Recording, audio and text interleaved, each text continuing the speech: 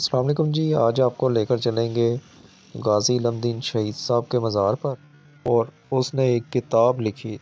یہ main interest ہے جی۔ غازی پھانسی کے بعد برطانوی حکومت نے، قائد اعظم نے آپ سے فرمایا کہ آپ السلام علیکم جی، آج آپ کو لے کر چلیں گے غازی علم دین شہید صاحب کے مزار پر، اور اس ٹائم ہم چمرچی سے ہوتے ہوئے میانی صاحب کی طرف جا رہے ہیں، اور ان کا مزار لاہور میں ہے، اور یہ کسی بھی تعارف کے محتاج نہیں ہے، ہر کوئی آپ کی شخصیت سے واقف ہے۔ اور غازی علم دین شہید صاحب پیشے کے لحاظ سے ترخان تھے۔ 1923 میں ایک انتہا پسند ہندو نے آپ سرکار کی شان میں گستاخی کی، اور اس نے ایک کتاب لکھی جس میں کافی گستاخانہ مواد اس میں جو موجود تھا۔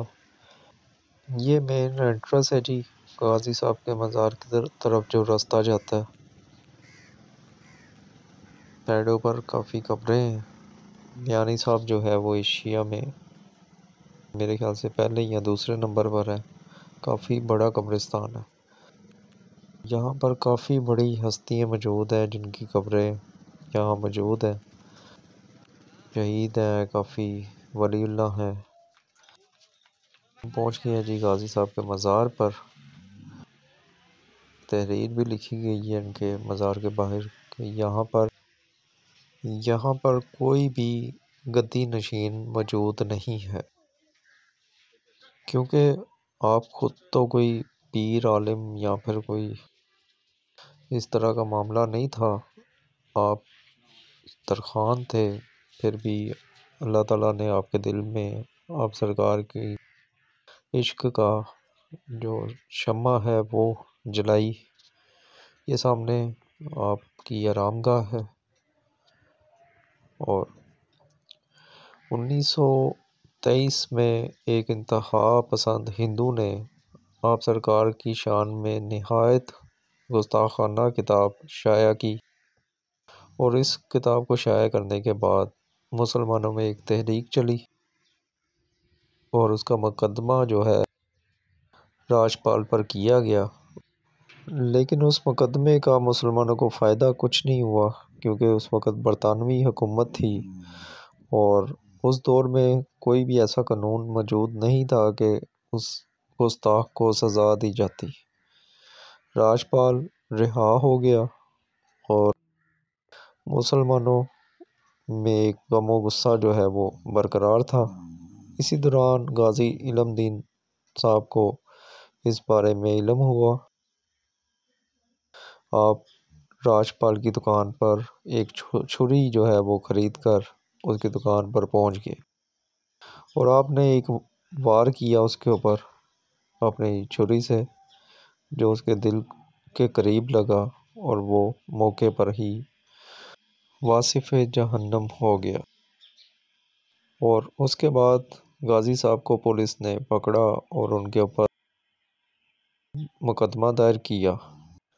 31 اکتوبر 1929 کو غازی صاحب کو سزائے موت کی سزا سنا دی گئی، اور اس دن آپ سے آخری خواہش پوچھی گئی تو آپ نے صرف ایک خواہش کا اظہار کیا، اور وہ یہ خواہش تھی کہ مجھے صرف 2 رکعت نماز ادا کی جائے۔ نماز ادا کرنے کے بعد غازی صاحب کو پھانسی گھاٹ پر لایا گیا، اور آپ نے لوگوں کے ایک ہجوم کو مخاطب کرتے ہوئے فرمایا کہ آپ لوگ گواہ رہنا، میں نے ایک گستاخ کو واصف جہنم کیا، اور کلمہ طیبہ کا ورد کر کے اپنی جان نچھاور کر دی۔ غازی صاحب کو پھانسی کے بعد برطانوی حکومت نے ان کی میت بغیر نماز جنازہ جیل کے قبرستان میں دفنا دی، جس پر مسلمانوں نے شدید احتجاج کیا، اور علامہ اقبال نے ایک مہم چلائی۔ آخر کار انگریزوں کو یہ یقین دہانی کے بعد لاہور میں تدفین کا موقع دیا۔ 15 دن بعد جب آپ آپ کو دوبارہ سے قبر سے نکالا گیا تو بالکل پہلے دن کی طرح ہی آپ کی میت موجود تھی، اور پھر آپ کو لاہور میں نماز جنازہ کے بعد لاہور میانی صاحب قبرستان میں دفنایا گیا۔ اور غازی صاحب کے جو وکیل تھے وہ خود قائد اعظم تھے۔ قائد اعظم نے آپ سے فرمایا کہ آپ اس جرم کا اقرار نہ کریں، لیکن غازی صاحب نے یہ جواب دیا کہ میں اس جرم کا انکار کیوں کروں، جبکہ میں نے ساری زندگی میں صرف یہی کام تو کیا ہے۔ غازی صاحب کی اس شہادت کو آج تک اور قیامت تک یاد رکھا جائے گا۔ ان کی شہادت کے بعد ایک قانون بنایا گیا جو کہ